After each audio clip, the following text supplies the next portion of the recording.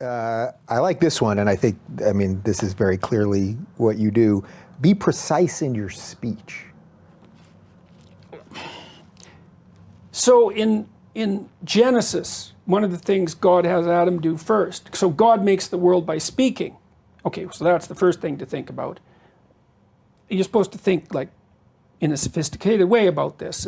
The idea is that there's some integral relationship between communication and the structure of being.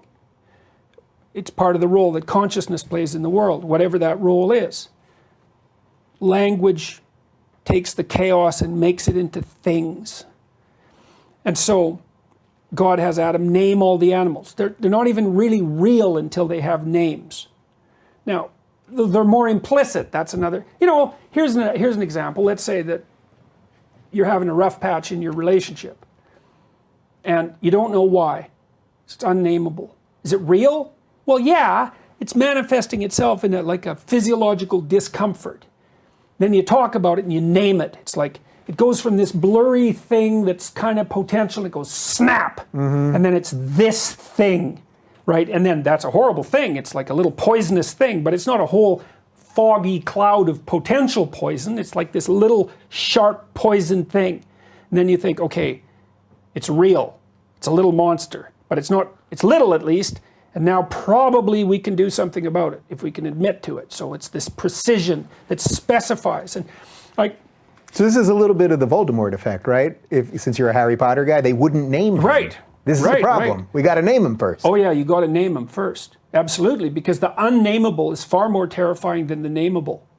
You see that there was a great Blair Witch Project, terrifying movie. Oh, I thought it's it was scary. brilliant. Yeah. Well, it's unnamed.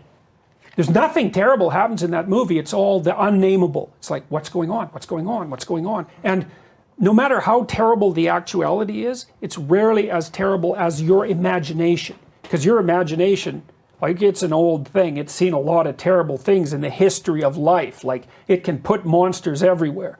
And so it's almost always better, it might be better without exception, to name the thing, no matter how terrible it is.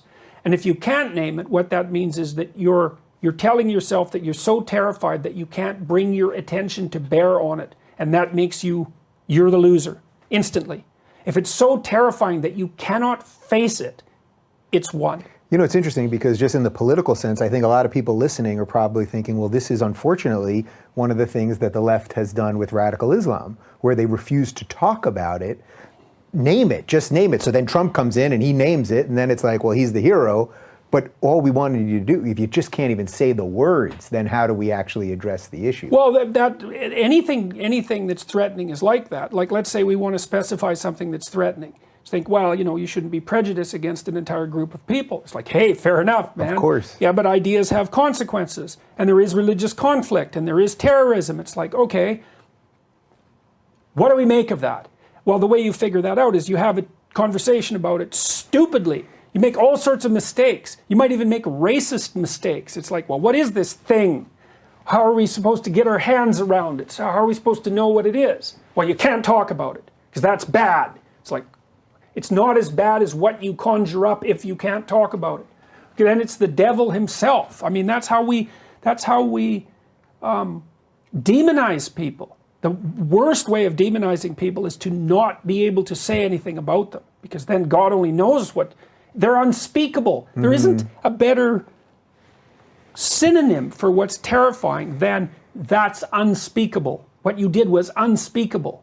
It's like, no, you want to bring things out of the realm of the unspeakable. Yeah. That's why I'm a free speech advocate. Yeah. In part, it's like, bring everything out of the realm of the unspeakable. Because it's also the direct attack on the intellect, isn't it? It's a direct attack. If you can't speak about something, you can't exercise. It's just going to make that box around your brain that much tighter and tighter. It's deeper than the intellect. It's an assault on whatever role consciousness has in being. It's not just the intellect. Like that's a shallower thing. It's not like it's not important. It's you can't even attend to it. You can't bring it out of the chaos. Like it means you can't participate in the process of creation. It's something that deep. Not good. For like freedom of speech, that's the worship of the logos in many ways. And that's a very deep idea in our culture. The deepest idea of our culture is the logos is creative, and what it makes is good, right? That's God at the beginning of time saying, he makes things as a consequence of the logos, and he says it's good.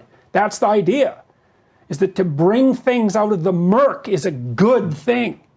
You don't mess with that, man, not unless you want murk. You don't mess with that. It's the fundamental, it's the most sacred principle of Western civilization. And not only Western, the Taoists know this as well. So, yeah, there's a lot there. All right.